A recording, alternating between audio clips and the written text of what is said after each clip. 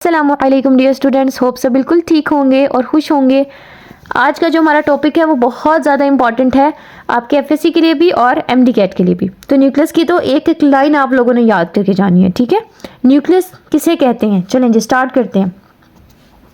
Nucleus कहते हैं किसी सेंट्रल चीज़ को कहते हैं, ठीक है। तो न्यूक्लियस बेसिकली आप देखेंगे मोस्टली जो आप कहेंगे इसका लिटरल मीनिंग सेंट्रल से लेंगे, ठीक है। और मोस्टली आप देखें एनिमल सेल्स के अंदर ये सेंटर के अंदर ही मौजूद होता है, ठीक है।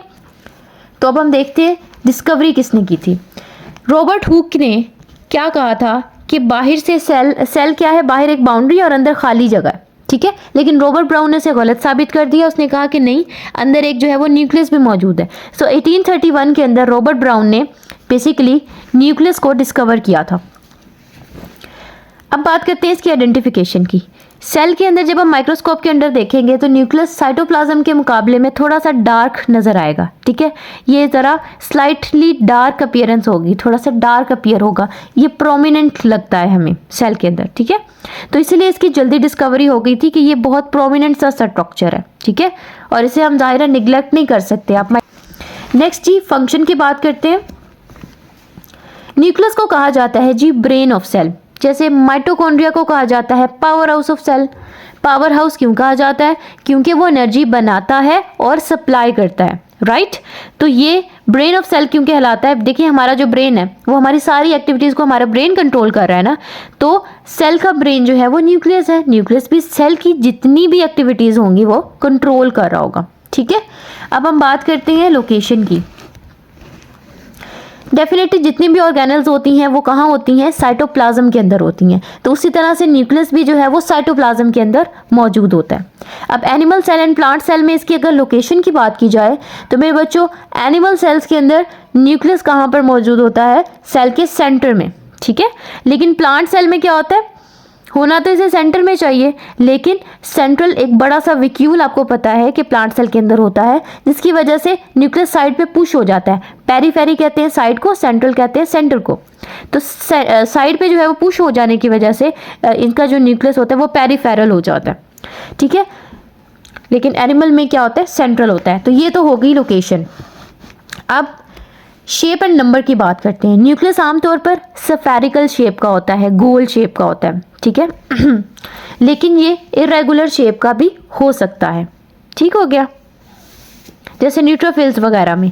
और स्फेरिकल जैसे आप स्मूथ मसल्स के अंदर देख लें तो स्फेरिकल गोल, बल्कि स्फेरिकल अगर हम देखें एपिथेलियल सेल्स वगैरह में देख लें, किसी भी सेल में देख लें, आमतौर पे स्फेरिकल गोल न्यूक्लियस होता है, ठीक है। लेकिन इरेगुलर भी हो सकता है, ठीक है, जैसे कि न्यूट्रोफिल्स वगैरह। अब बात करते हैं इसकी तादाद की। न्यूक्लियस की तादाद वेरी कर सकती है।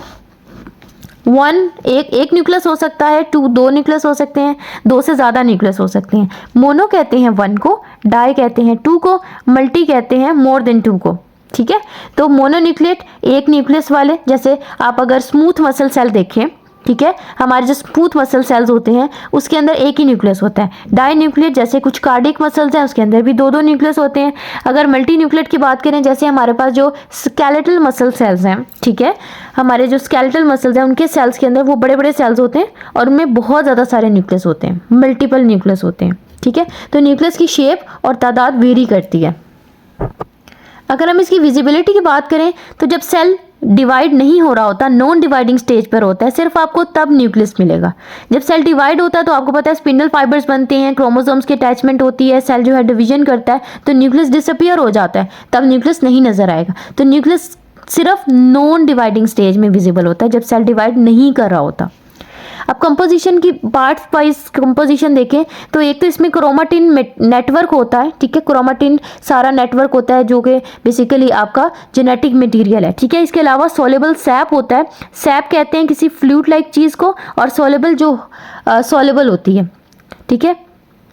सोलेबल सैप मतलब इसमें हमें इसका जो दूसरा नाम है वो है न्यूक्लियोप्लाज्म। न्यूक्लियो कहते हैं न्यूक्लियस को एंड प्लाज्म इज फ्लूइड। जैसे सेल के अंदर फ्लूइड होता है साइटोप्लाज्म, इसी तरह न्यूक्लियस के अंदर भी फ्लूइड होता है न्यूक्लियोप्लाज्म, ठीक है।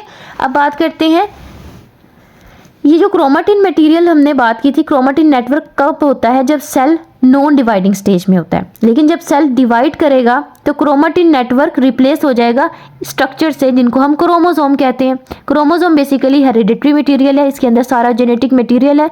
हेरिडिटरी मटेरियल मतलब विरासती मादा। ये वो मटेरियल होता है जो जनरेशन टू जनरेशन ट्रांसफ़र होता जाता है आगे। आपके जो ग्रैंड पेरेंट्स हैं उनसे आया आपके पेरेंट्स के अंदर, ठीक है, डीएनए, और फिर आपके पेरेंट्स से आपके अंदर आ गया, ठीक है। जो जेनेटिक मटेरियल जो है जनरेशन टू जनरेशन ट्रांसफ़र कर रहा होता है, तो ये हेरिडिटरी मटेरियल होता है और ये सारी सेल की एक्टिविटीज़ यही कंट्रोल करता है। अब हम बात कर लेते हैं क्रोमोसोम के स्ट्रक्चर की। क्रोमोसोम में मेरे बच्चों आप लोगों को सेंटर में एक सेंट्रोमियर नज़र आएगा, ठीक है, और आप ये 2 क्रोमाटिड्स होंगे जो आपस में सेंट्रोमियर पर जुड़े हुए होंगे। सेंट्रोमियर पर एक और चीज़ होगी, ये सेंट्रोमियर रीजन है, ठीक है, और सेंट्रोमियर पर काइनेटोकोर प्रोटीन होती है। सेल डिवीजन के दौरान यहीं पर से स्पिंडल फाइबर्स की अटैचमेंट होती है और सेल की डिवीजन हो पाती है। अब एक क्रोमोसोम का जो क्रोमाटिड है और दूसरे का जो क्रोमाटिड है, उनके दरमियान में अगर आप उनको देखें आपस में, तो वो नॉन सिस्टर क्रोमाटिड्स होते हैं, और जो सेम क्रोमोसोम के अंदर क्रोमाटिड्स होंगे वो सिस्टर क्रोमाटिड्स होंगे। क्रोमोसोम को कैसे ड्रॉ करना है, आमतौर पे आपने सेंटर में एक सेंट्रोमियर ड्रॉ कर लें, ठीक है, और एक इस तरह से क्रोमाटिड ड्रॉ कर लें, ठीक है, और एक इस तरह से क्रोमाटिड ड्रॉ कर लें। तो क्रोमोसोम को ड्रॉ करना बहुत ज़्यादा ईजी है। अंदर आप इसके इस तरह से डीएनए ड्रॉ कर सकते हैं कि इसके अंदर क्या मौजूद है, डीएनए मौजूद है, ठीक हो गया। तो इसमें क्या है, एक हमारे पास सेंट्रोमियर है और ये आर्म्स है इसकी, ठीक है, और ये एक क्रोमाटिड और ये फिर दूसरा क्रोमाटिड है, ठीक है, और ये आर्म्स है बेसिकली इसकी, ठीक हो गया। ओवरऑल कंपोजिशन की बात करें तो डीएनए तो इसमें है ही, ठीक है, इसमें आरएनए भी होता है क्योंकि डीएनए से आरएनए बनता है और न्यूक्लियस के अंदर ही आरएनए बन रहा होता है। तो डीएनए भी है, आरएनए भी है, न्यूक्लियस के अंदर बात हो रही है, ठीक है। न्यूक्लियस के अंदर डीएनए भी है, आरएनए भी है, प्रोटीन्स भी हैं, एंजाइम्स भी हैं। एंजाइम्स किस लिए हैं, अब देखें डीएनए से आरएनए बनेगा तो उसके लिए भी एंजाइम्स चाहिए होंगे, ठीक है, तो एंजाइम्स इसके अंदर मौजूद होते हैं। तो ये सारी की सारी चीज़ें हैं, DNA, RNA, proteins and enzymes, overall composition of nucleus. अब बात कर लेते हैं स्ट्रक्चर की। न्यूक्लियस में क्या क्या चीज़ें होती हैं, बाहर मेम्ब्रेन होती है, डबल मेम्ब्रेन, उसके बाद न्यूक्लियस, अंदर एक डार्क सा स्ट्रक्चर होता है, डार्क बॉडी होती है, उसके अलावा न्यूक्लियोप्लाज्म जो उसके अंदर फ्लूइड होता है, और क्रोमोसोम्स जो इसके अंदर ये स्ट्रक्चर्स होते हैं जिसके अंदर डीएनए मौजूद होता है, ठीक हो गया। अब बात करते हैं न्यूक्लियर मेम्ब्रेन की। न्यूक्लियर मेम्ब्रेन क्या करती है, जैसे सेल को प्लाज्मा मेम्ब्रेन सराउंड कर रहा होती है, सेल के बाहर एक सेल मेम्ब्रेन होती है, ठीक है, उसको सराउंड कर रही होती है, इस तरह न्यूक्लियस के बाहर भी न्यूक्लियर मेम्ब्रेन होती है जो उसको सराउंड कर रही होती है, और ये सिर्फ यूकैरियोटिक सेल्स के अंदर होती है, ठीक है। अब इसका फंक्शन क्या होता है, साइटोप्लाज्मिक मटेरियल और न्यूक्लियर प्लाज्मिक मटेरियल को सेपरेट करती है ये मेम्ब्रेन, ठीक है। बिल्कुल इसी तरह जैसे आपके साथ आपके नेबर्स रहते हैं तो आप लोगों के दरमियान में एक दीवार है जो आप दोनों को सेपरेट कर रही है, ठीक है ना। बिल्कुल इसी तरह से न्यूक्लियर का जो सारा मटेरियल और जो साइटोप्लाज्म का मटेरियल है उनको सेपरेट कर रही है ये मेम्ब्रेन, और न्यूक्लियस को सराउंड कर रही है ये मेम्ब्रेन, ये इसका फंक्शन हो गया। अब इन्वेलप को ओवरऑल देख लेते हैं। न्यूक्लियर इन्वेलप में 2 मेम्ब्रेन्स होती हैं। सो nucleus is a double membrane bounded organelle. एक बाहर मेम्ब्रेन होती है जो कॉन्टिन्यूस विद एंडोप्लाज्मिक रेटिक्यूलम होती है, ठीक है, एंडोप्लाज्मिक रेटिक्यूलम इसके साथ अटैच्ड होता है। इनर वाली जो है वो बाकी का जो न्यूक्लियर कंटेंट है उसको क्या कर रही है, उसको कवर कर रही है, उसको एनक्लोज कर रही है, उसको सराउंड कर रही है, ठीक है। ये कुछ पॉइंट्स पर कॉन्टिन्यूस होती है और पोर्स बनाती है, ठीक है, पोर्स बनाती है। पोर्स बेसिकली क्या करना होता है, पोर्स ने जो भी मटेरियल्स वगैरह होते हैं, जैसे न्यूक्लियस के अंदर न्यूक्लियोलस होता है ना, न्यूक्लियोलस से राइबोसोम्स बनते हैं, राइबोसोम्स ने बाहर साइटोप्लाज्म में जाना होता है तो वो पोर्स के थ्रू जाते हैं। सो इन शॉर्ट जितने भी मटेरियल्स हैं जिन्होंने आपस में न्यूक्लियस से साइटोप्लाज्म में जाना, आपस में एक्सचेंज होना है, न्यूक्लियर प्लाज्म और साइटोप्लाज्म के दरमियान में जो भी मटेरियल्स आ जा रहे होंगे वो इन पोर्स की मदद से आ जा रहे होंगे।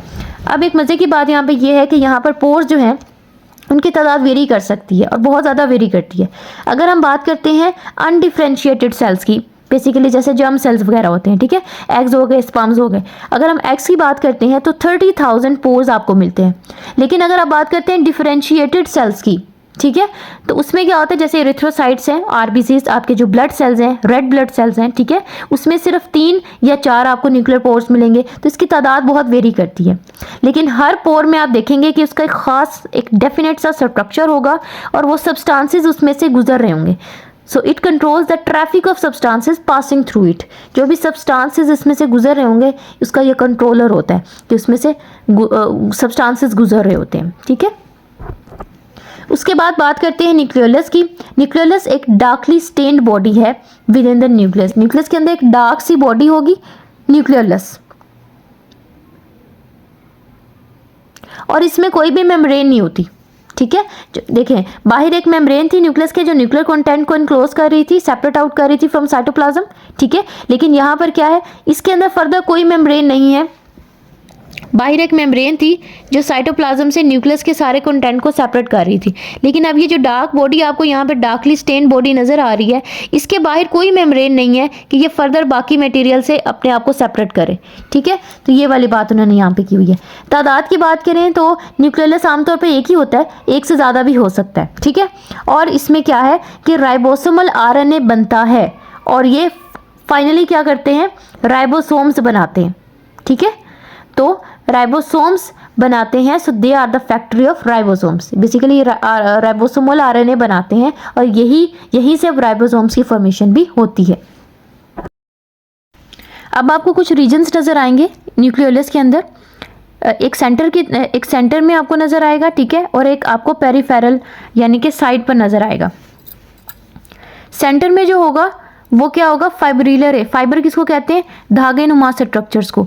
तो आप खुद अंदाज़ा करें कि न्यूक्लियस में तो ज़्यादा DNA वगैरह होता है, तो बेसिकली लार्ज मॉलिक्यूलर वेट यानी कि बहुत ज़्यादा वेट वाले, ठीक है, आपको RNA और राइबोसोमल DNA, ठीक है, राइबोसोमल DNA मिलेगा, DNA और RNA मिलेगा आपको सेंटर में, ठीक है। और पेरिफेरल साइड पे जो आपका ग्रेन्युलर एरिया है, ग्रेन्युलर कहते हैं किसी दानेदार चीज़ को। तो बेसिकली क्या है, राइबोसोम के सब यूनिट्स जो हैं वो यहाँ पर आपको पेरिफेरल में क्या नजर आएगा, प्रिकर्सर्स ऑफ राइबोसोमल सब यूनिट्स, ठीक है। राइबोसोमल सब यूनिट्स के प्रिकर्सर्स नजर आएंगे, ठीक है। तो ये जो चीज़ें हैं ये आपने याद रखनी है कि 2 रीजन्स इसमें मौजूद हैं। उसके बाद इसके फंक्शन की बात करते हैं। न्यूक्लियोलस हम पहले डिस्कस कर चुके हैं। न्यूक्लियोलस जो है वो बेसिकली राइबोसोम यहाँ पर असेंबल हो रहे होते हैं। न्यूक्लियोलस के अंदर राइबोसोम असेंबल हो रहे होते हैं और ये फैक्ट्री ऑफ राइबोसोम्स कहलाते हैं, ठीक है। और ये न्यूक्लियर पोर्स के थ्रू बाहर साइटोप्लाज्म में चले जाते हैं। ये बात हम पहले डिस्कस कर चुके हैं। अब बात करते हैं क्रोमोसोम्स की। Nucleus is deeply stained with basic dyes, ठीक है। माइक्रोस्कोपी जब हम करते हैं ना, देखिए हम जब सेल्स देखते हैं माइक्रोस्कोप में तो हमें वो सारी चीज़ें एक ही कलर की नज़र आएंगी, तो हम डिफ्रेंशिएट नहीं कर पाएंगे, ठीक है। तो हम क्या करते हैं, जब माइक्रोस्कोपी करते हैं, चीज़ों की स्टडी करते हैं, माइक्रोस्कोपिक स्टडी, तो उसमें हम स्टेन्स का इस्तेमाल करते हैं।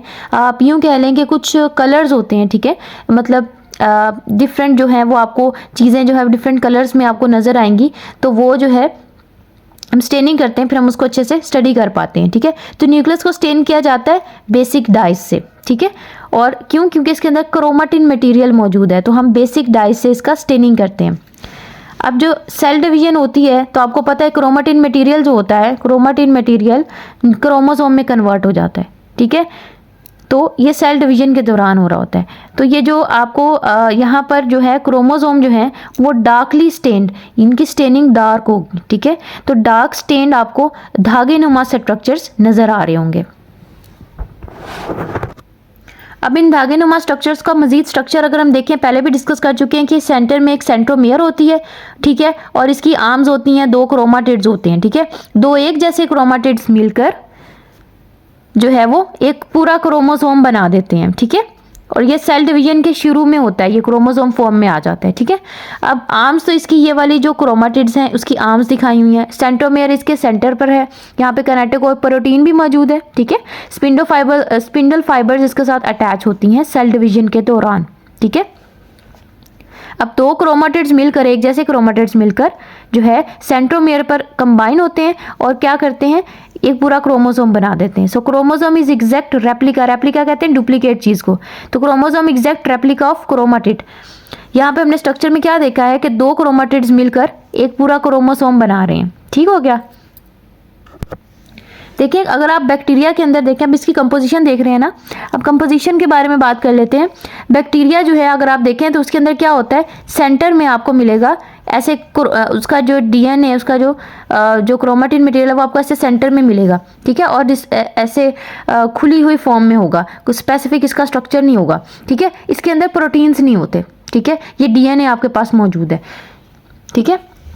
लेकिन जो ह्यूमंस के अगर आप सेल्स देखें, एनिमल सेल देखें, उसमें क्या होता है, प्रॉपर उसमें क्रोमोसोम मौजूद होता है, ठीक है, उसमें प्रॉपर क्रोमोसोम मौजूद होता है। क्यों होता है? क्योंकि इसमें प्रोटीन होती है, हिस्टोन प्रोटीन्स, ठीक है। हिस्टोन प्रोटीन्स और डीएनए मिलते हैं तो वो एक खास स्ट्रक्चर में आ जाता है, ठीक है। प्रोटीन्स और डीएनए मिलकर एक खास स्ट्रक्चर बना लेते हैं, दैट इज क्रोमोसोम। तो अब इसमें क्या क्या चीज़ें होती हैं, एक क्रोमोसोम के अंदर डीएनए भी होता है और प्रोटीन्स भी होते हैं, ठीक है। हम क्रोमेटिन मटेरियल की बात नहीं कर रहे, क्रोमोसोम की बात कर रहे हैं। इसमें डीएनए के साथ साथ प्रोटीन्स भी होते हैं, हिस्टोन प्रोटीन्स, ठीक है। अब डीएनए में होते हैं जीन्स, जीन्स में आपको पता है सारी इंफॉर्मेशन मौजूद है जो सेल, जिसने सेल को कंट्रोल करना है, सेल की एक्टिविटीज़ को मेंटेन रखना है, उसको कंट्रोल करना है। अब यही जीन्स हम पहले मेरे बच्चों डिस्कस कर चुके हैं कि क्या होती है, जनरेशन टू जनरेशन ट्रांसफ़र होती है, ठीक है।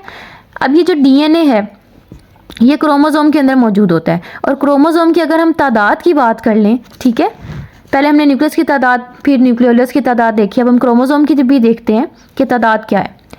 इसके जो नंबर है वो स्पीशीज़ टू स्पीशीज़ वेरी करता है। स्पीशी जो है वो एक पर्टिकुलर ग्रुप ऑफ ऑर्गेनिज्म होता है ना, जैसे फ्रॉग है तो जितने भी फ्रॉग्स हैं वो सारे मिलकर एक स्पीशी बना रहे हैं, ठीक है ना। तो एक ही स्पीशी के अंदर सेम ऑर्गेनिजम्स होते हैं। तो अब देखें, एक स्पीशी के अंदर तो क्रोमोसोम की तादाद सेम रहेगी, डिफरेंट स्पीशीज़ के अंदर वो वेरी कर जाएगी। जैसे मैन के अंदर क्या है, 46 नंबर ऑफ क्रोमोसोम्स मौजूद होते हैं, और ये नॉर्मल सेल में 46 ही होते हैं, ठीक है। अगर हम फ्रॉग की बात करते हैं तो 26 होते हैं, 4 का हाफ कर दें 26। ये बहुत इंपॉर्टेंट है आपके एमसीक्यूज़ के लिए, तो ये तादाद अच्छे से आपने याद रखनी है। मैन और फ्रॉग, ठीक है। चिंपैंजी एंड पोटैटो को याद रखें। चिंपैंजी जो है उसमें 48 क्रोमोसोम्स हैं, पोटैटो में भी 48 क्रोमोसोम्स हैं, तो ये आप याद रख सकते हैं कि इसमें सेम होते हैं। फिर fruit fly that is Drosophila melanogaster, you can see in the picture, ठीक है। इसके बारे में हम इंशाल्लाह सेकेंड ईयर में भी बाकायदा पढ़ेंगे, इसके ऊपर जो है वो हम जेनेटिक वाले चैप्टर में इंशाल्लाह स्टडी करेंगे। तो फ्रूट फ्लाई ड्रोसोफिला मेलनगेस्टर, ठीक है। तो इसमें 8 क्रोमोसोम्स होते हैं। इसके अलावा अनियन के अंदर 16 होते हैं क्रोमोसोम्स, ठीक है। इसके अलावा आपका जो पी है उसमें कितने होते हैं, 14 होते हैं, 14 क्रोमोसोम्स होते हैं। अब एक लास्ट पॉइंट इस टॉपिक का जो डिस्कस करना है, दैट इज़ वेरी इंपॉर्टेंट। आपको नॉर्मल सेल्स में जो क्रोमोसोम्स हैं उनकी तादाद, मतलब क्रोमोसोम्स आपको डिप्लॉयड नज़र आएंगे, ठीक है, ठीक है, डिप्लॉयड नज़र आएंगे, 2n की फॉर्म में नज़र आएंगे, ठीक है। आप यूँ कह लें कि डबल नज़र आएंगे, ठीक है। 46 क्रोमोसोम्स आपको नज़र आएंगे, लेकिन जो जर्म सेल्स होते हैं उनमें आपको हैप्लॉयड नज़र आएंगे, 1n नज़र आएंगे, यानी कि 46 का हाफ नज़र आएगा, 23 क्रोमोसोम्स, क्योंकि मियोसिस होती है ना, तो उसके बाद जर्म सेल्स बनते हैं, तो उसमें हाफ हो जाते हैं क्रोमोसोम्स। तो जैसे ह्यूमंस के अंदर 46 से 23 हो जाएंगे, और अगर हम ड्रोसोफिला की बात करें तो 8 क्रोमोसोम नॉर्मल सेल में होंगे, लेकिन उसके जब हम जर्म सेल्स की बात करेंगे तो 4 हो जाएंगे। जैसे ह्यूमंस के अंदर 46 थे नॉर्मल सेल्स में, और स्पर्म सेल्स में या एग सेल्स में आपको 23 नज़र आएंगे, उसका हाफ हो जाएगा, ठीक है। तो नॉर्मल सेल्स में डिप्लॉयड क्रोमोसोम्स होंगे, 2n उसे कहते हैं, ठीक है, और haploid that is 1n germ cells के केस में। So that was all for the nucleus, और न्यूक्लियस बहुत इंपॉर्टेंट है, इसे आप अच्छे से देख लीजिएगा, ठीक है। आज हमने पढ़ा है न्यूक्लियस के बारे में, ठीक है, उसकी डिस्कवरी पढ़ी है, स्ट्रक्चर पढ़ा है, कंपोजिशन पढ़ी है, फंक्शंस पढ़े हैं। फर्दर फिर हमने न्यूक्लियर मेम्ब्रेन को देखा, ठीक है, और न्यूक्लियोलस को देखा, क्रोमेटिन मटेरियल को देखा, ठीक है, क्रोमोसोम्स को देखा, इन सारी चीज़ों को डिस्कस किया, उसके फंक्शंस को स्टडी किया, ठीक है जी। क्रोमोसोम्स की हमने तादाद भी देख ली। तो ये जो क्रोमोसोम्स के नंबर हैं इनको आपने अच्छे से याद रखना है, ठीक है, एमसीक्यूज़ के लिए। ओके जी, फ़ी अमानिल्लाह। अगर कोई इशू होता है तो आप लोगों ने डिस्कस कर लेना है कमेंट्स में, ठीक है। अल्लाह हाफिज़।